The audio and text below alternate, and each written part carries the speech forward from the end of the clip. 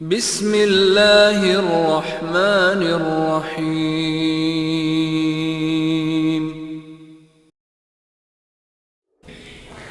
बिस्मिल्लाहिर्रहमानिर्रहीम। Welcome to online system with doctor Yasir Khan.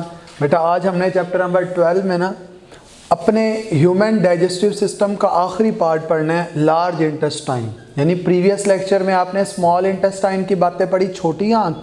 आज large intestine यानी बड़ी आंत। लार्ज इंटेस्टाइन क्या है, लार्ज इंटेस्टाइन के पार्ट कौन कौन से हैं। पहले तो ये आपको एक डायग्राम दिखा देता हूँ जिससे काफ़ी सारी बातें आपको क्लियर होंगी कि जी लार्ज इंटेस्टाइन में क्या क्या शामिल है। फिर मैं आपको बताता हूँ कि जी चल क्या रहा है इधर। देखो लार्ज इंटेस्टाइन के अंदर जो पार्ट शामिल है ना, वो एक पार्ट है ये सीकम, ये सीकम। एक पार्ट है ये असेंडिंग कोलन, एक पार्ट है ट्रांसवर्स कोलन, एक पार्ट है डिसेंडिंग कोलन। ये हमारी बुक में मेंशन नहीं है, सिग्माइड कोलन। और उसके बाद जो पार्ट है वो रेक्टम है। यानी अगर आप लार्ज इंटेस्टाइन के पार्ट्स को पढ़े तो एक पार्ट सीकम है, एक पार्ट कोलन है और एक पार्ट रेक्टम है। कोलन के अंदर ना फर्दर डिवीजन्स है कि कोलन का एक पार्ट वो है जो ऊपर को जा रहा है, असेंडिंग कोलन। एक वो है which becomes horizontal, that is the transverse colon. फिर वो नीचे को आ रहा है, that is the descending colon. फिर ये वाला पार्ट है सिग्माइड कोलन जो हमारी बुक में मेंशन नहीं है। आगे वाला पार्ट क्या है, रेक्टम है। देखो मैंने आपको कहा था कि खुराक जो है वो इलियम से सीकम के अंदर आती है, इलियम से सीकम के अंदर आती है। सीकम देखो थोड़ा पीछे को हिस्सा है, तो ये एज्यूम किया जाता है कि खुराक ने ना इलियम से डायरेक्टली कोलन के अंदर चला जाना है। जो लार्ज इंटेस्टाइन है उसकी लेंथ आपने याद रखनी है 1.5 to 1.8 मीटर है। अब इलियम से खुराक ने जो सीकम के अंदर जाना है ना, वहाँ पर जो स्फिंक्टर मौजूद होता है हम उसको दो नाम देते हैं। Either we say it is the ileocolic sphincter या हम उसको इलियोसिकल स्फिंक्टर भी कहते हैं। इलियोकोलिक स्फिंक्टर कहते हैं या फिर इलियोसिकल स्फिंक्टर का नाम भी देते हैं। तो ये वो है बेसिकली जहाँ से खुराक ना स्मॉल इंटेस्टाइन से लार्ज इंटेस्टाइन में जाती है। प्रीवियस लेक्चर में आपने पढ़ा था कि इलियम वो पार्ट है जहाँ पर मेनली हमारी खुराक के जितने भी यूजफुल प्रोडक्ट्स होते हैं ना, ये सारे के सारे एब्जॉर्ब हो जाते हैं। बाकी जिन चीज़ों ने एब्जॉर्ब होना है वो लार्ज इंटेस्टाइन के लेवल पे आके एब्जॉर्ब होंगे, जितनी भी बाकी चीज़ें बच गई हैं। देखो लार्ज इंटेस्टाइन के अंदर सीकम, अगर सीकम को आप देखें ना, सीकम का एक वाला ये वाला एंड ओपन है और ये वाला एंड उसका ना क्लोज है, ब्लाइंड है। जो एंड क्लोज हो ना हम उसे कहते हैं जी ये ब्लाइंड एंड है, एक एंड उसका ओपन है। अच्छा ये देखो सीकम का जो ब्लाइंड एंड होता है ना, यहाँ से एक फिंगर लाइक एक्सटेंशन अराइज होती है। हम उस फिंगर लाइक एक्सटेंशन को कहते हैं appendix. Finger like extension which arise from the blind end of the caecum is known as the appendix. और अपेंडिक्स की जो लेंथ होती है वो 9 to 10 सेंटीमीटर होती है। समटाइम कोई इन्फेक्शन हो जाए तो खुराक जो है वो सीकम से अपेंडिक्स की तरफ आना शुरू हो जाती है। और अपेंडिक्स को कहा जाता है कि हम ह्यूमन के अंदर ना ये वेस्टिजियल है। वेस्टिजियल आप किसी भी ऐसे स्ट्रक्चर को कहते हो जिसका पास्ट में कोई फंक्शन था, अब कोई फंक्शन ना हो, that is known as the vestigial. Vestigial आप हर उस स्ट्रक्चर को कहते हो जिसका पास्ट में कोई फंक्शन था, अब उसका कोई फंक्शन ना हो, that is known as the vestigial. अच्छा अपेंडिक्स का ना पास्ट में क्या फंक्शन था। देखो अर्ली जो ह्यूमन था ना उसके बारे में एज्यूम किया जाता है कि जी वो पत्तों के ऊपर फीडिंग करता था। तो ये बात एक सपोज कर ली जाती है कि जी अपेंडिक्स ना पहले के इंसान के अंदर ना प्लांट्स की डाइजेशन में हेल्प आउट करवाती थी। अब ये कोई ऐसा काम नहीं करवा रही। अब हम पत्तों पे बड़ा कम फीड करते हैं, ऑल दो वी फीड इट, लेकिन हम ज़रा कम फीड करते हैं। तो सम टाइम खुराक अगर अपेंडिक्स के अंदर आ जाए तो आपने एक टर्म पढ़ी हुई है, उसकी वजह से क्या हो जाता है, अपेंडिसाइटिस। जिस भी टर्म के लास्ट में ITIS आ जाए, जिस भी टर्म के लास्ट में ITIS आ जाए उसका मतलब होता है इन्फ्लेमेशन। तो अपेंडिसाइटिस क्या है, इन्फ्लेमेशन ऑफ द अपेंडिक्स। तो अगर सम टाइम खुराक सीकम से अपेंडिक्स में जाएगी, अपेंडिक्स इन्फ्लेम हो जाएगी, वहाँ पे वो जो खुराक है वो डाइजेस्ट नहीं हो सकती, वो आहिस्ता आहिस्ता ना टॉक्सिक बनना शुरू हो जाती है। तो इस वजह से कुछ लोगों के अंदर फिर हम अपेंडिक्स को निकाल देते हैं अगर ऐसा हो जाए। देखो अब किधर जा रही है, सीकम से मैंने आपको कहा अब ये इस डायरेक्शन को फॉलो करेगी, कोलन वाली साइड पे आएगी। देखो कोलन की डायरेक्शन, उसकी पोजीशन ऐसी है कि यहां पर ना बेसिकली ना काफी सारी चीजों ने अब्जॉर्ब होना होता है। कोलन वो पार्ट होता है जहां पर लार्ज इंटेस्टाइन के बाद कोलन वो पार्ट है लार्ज इंटेस्टाइन का, देखो 3 हिस्से मैंने आपको बताए, सीकम के बारे में आपने पढ़ लिया, इसके बाद कोलन।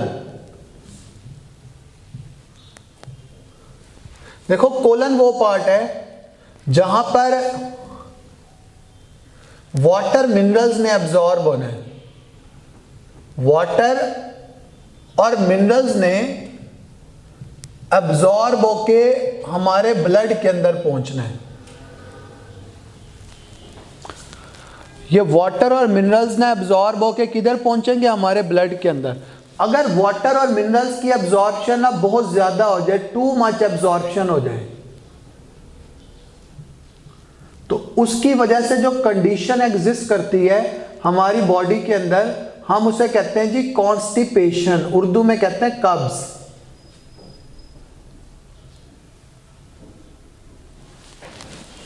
कब्ज यानी अगर हमारे लार्ज इंटेस्टाइन के लेवल पर वाटर या मिनरल्स की अब्जॉर्प्शन समटाइम्स ज़्यादा हो जाती है, तो उसकी वजह से क्या होता है, लोगों को कॉन्स्टिपेशन हो जाती है, यानी फिर हमारी बॉडी से जो वेस्ट मटेरियल है उसको बाहर रिमूव करवाना मुश्किल हो जाता है, इसे आप कॉन्स्टिपेशन की कंडीशन कहते हो। लेकिन अगर लार्ज इंटेस्टाइन के लेवल पर वाटर और मिनरल्स की अब्जॉर्प्शन ना लेस हो जाती है, लेस अब्जॉर्प्शन, कि वाटर और मिनरल्स एब्जॉर्ब ही नहीं हुए, उसकी वजह से जो कंडीशन एग्जिस्ट करती है हम उस कंडीशन को कहते हैं डायरिया। यानी फिर क्या होगा, वो वाटर और वो मिनरल्स ना हमारे फीसिस के अंदर जाना शुरू हो जाएंगे, हमारे फीसिस के अंदर जाना शुरू हो जाएंगे। हम इस कंडीशन को कहते हैं इट इज द डायरिया, कि वो लूज मोशन वाली कंडीशन शुरू हो जाएगी।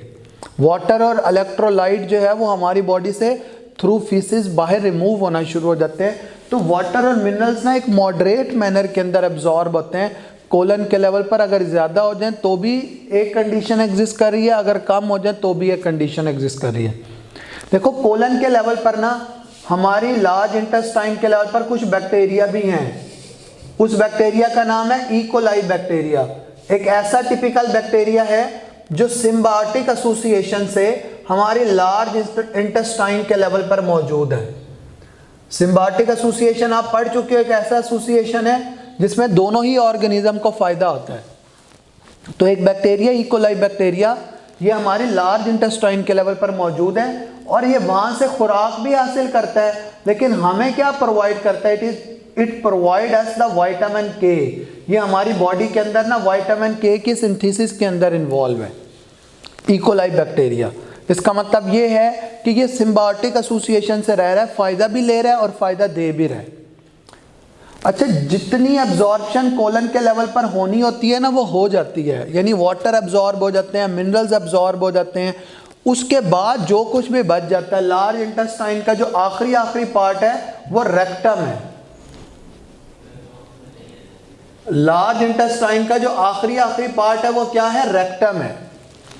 तो अब आप एक बात याद रख लें, एक बात आप याद रख लें कि हमारी पूरी एलिमेंट्री कैनाल के अंदर ना खुराक दो जगह स्टोर होती है। एक स्टोर होती है स्टमक के अंदर, और स्टमक के अंदर जो खुराक स्टोर होती है that is the partially digested food. एक ऐसी फूड जो पार्शियली डाइजेस्ट हो चुकी हो वो स्टमक के अंदर स्टोर होती है। एक खुराक वो भी है जिसमें रेक्टम के अंदर स्टोर होना होता है। रेक्टम के अंदर जो खुराक स्टोर होती है हम उसे कहते हैं अनडाइजेस्टेड फूड। हमारी जो अनडाइजेस्टेड फूड है वो रेक्टम के अंदर जाके स्टोर होती है। अच्छा, ये वो हैं जो अपनी मर्जी से स्टोर होती हैं, इनवॉलंटरीली। इनवॉलंटरी स्टोर होना हो तो स्टमक में रेक्टम है, स्टमक में अनडाइजेस्टेड, और रेक्टम के अंदर कैसे स्टोर होती है, एक ऐसी स्टमक के अंदर पार्शली डाइजेस्टेड और रेक्टम के अंदर अनडाइजेस्टेड। हाँ वॉलेंट्री यानी हमारी मर्जी के कंट्रोल के मुताबिक अगर स्टोर होनी हो तो हम माउथ में स्टोर कर सकते हैं। पूरा दिन एक नवाला लो लेके फिरते रहो, स्टोर हुई है, समझ आई है। तो कुछ लोग ऐसे करते हैं शेख, मुंह में डाल ली खुराक फिर वापसी निकाल के फिर देखा फिर वापसी मुंह में, तो ये सिलसिला पूरा दिन चलता रहता है, समझ आई बात। तो यहाँ पर अपनी मर्जी से यानी हमारी मर्जी से स्टोर नहीं हो रही, अपनी मर्जी से स्टोर हो रही है, समझ आई। देखो लार्ज इंटेस्टाइन के अंदर मैंने कहा रेक्टम वो पार्ट है जहां पर अनडाइजेस्टेड फूड स्टोर हो रही है, और आप उस अनडाइजेस्टेड फूड को जो रेक्टम में स्टोर हो रही है हम उसे अपना वेस्ट मटेरियल कहते हैं, या उसे आप फीसिस भी कह सकते हो, वेस्ट मटेरियल या फीसिस। तो बोर्ड में एक शॉर्ट आता है, बोर्ड वाले भी बड़े गलीज हैं, एक शॉर्ट पूछ लेते हैं जी write the composition of faeces. आप खुद बताओ, ये कोई पूछने वाली बातें हैं? लेकिन बोर्ड वाले पूछ लेते हैं, क्या करें फिर इनका, हम मर जाएं। तो what is the composition of the faeces? देखो फीसिस के अंदर अनडाइजेस्टेड मटेरियल है, लज्जत से भरपूर कंपोजिशन है, अनडाइजेस्टेड मटेरियल, पानी आ रहा है मुंह में, उसके साथ sloughed off mucosal cells, sloughed off mucosal cells, यानी बाज़ औक़ात जब आप खाना खाते हो ना गरम, तो क्या होता है हमारी ये जो ओरल कैविटी माउथ है ना इसकी झिल्ली उतर जाती है, ये उसकी बस। स्लफ ऑफ का मतलब होता है उतर जाना, म्यूकोजल सेल्स का मतलब होता है कि जो अंदर झिल्ली है, और ऐसा नहीं है कि उतर गई है तो रिपेयर नहीं होती, बाद में वो आप देखते हो कुछ ही दिनों के बाद वो रिपेयर हो जाती है। तो वो जो स्लफ्ड ऑफ म्यूकोजल सेल्स हैं वो किधर जाते हैं? वो फिर हमारे फीसिस का हिस्सा बन जाते हैं। इसके अलावा काफ़ी सारे बैक्टीरिया मौजूद हैं,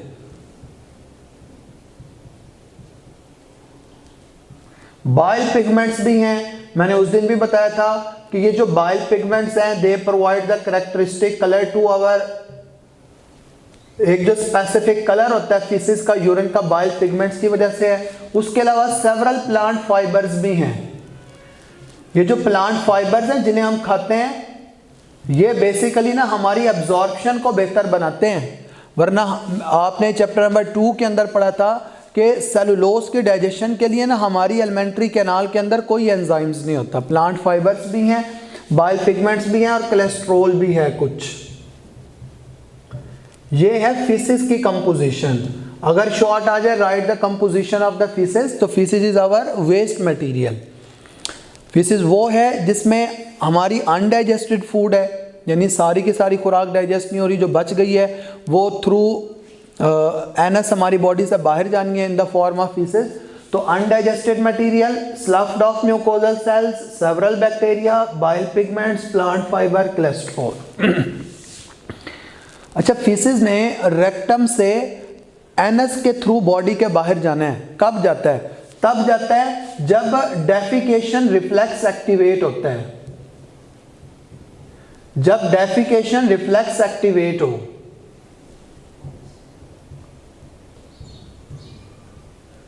और डेफिकेशन रिफ्लेक्स एक्टिवेट होता है जब आप डीप ब्रेथ लेते हो, गहरा सांस, ठीक है, उसके बाद कॉन्ट्रैक्शन होती है और फिर बिल्कुल relaxation, as the faeces is removed from our body. ठीक है, अब इसने जाना किसकी मदद से है? एनस की मदद से है। एनस के लेवल पर दो तरह के स्फिंक्टर हैं। एक तरह के स्फिंक्टर को हम कहते हैं इनर एनल स्फिंक्टर, और एक तरह के स्फिंक्टर को हम कहते हैं आउटर एनल स्फिंक्टर। देखो मैं स्फिंक्टर आपको गिनवा चुका हूं। एसोफेगस मैंने पढ़ाया तो मैंने कहा जी अपर एसोफेजियल स्फिंक्टर होता है। एसोफेगस और स्टोमिक के जंक्शन पर मैंने कहा कि लोअर एसोफेजियल, या जिसे आप कार्डियक स्फिंक्टर कहते हो। फिर स्टोमिक से खुराक किधर आ रही है? ड्यूडीनम की तरफ आ रही है, तो स्फिंक्टर कौन सा होता है? पाइलोरिक स्फिंक्टर मौजूद होता है। फिर मैंने आपको चौथा स्फिंक्टर गिनवाया, वो है जो इलियम और लार्ज इंटेस्टाइन के जंक्शन पर है, इलियोसिकल, या जिसका दूसरा नाम क्या था? इलियोकोलिक। दो स्फिंक्टर मैं आपको ये गिनवा रहा हूं। एनस के लेवल पर दो तरह के स्फिंक्टर है। एक स्फिंक्टर को हम कहते हैं इनर एनल स्फिंक्टर और एक स्फिंक्टर को हम कहते हैं आउटर एनल स्फिंक्टर। ये जो इनर एनल स्फिंक्टर होता है ये अनस्ट्रिप्ड होता है,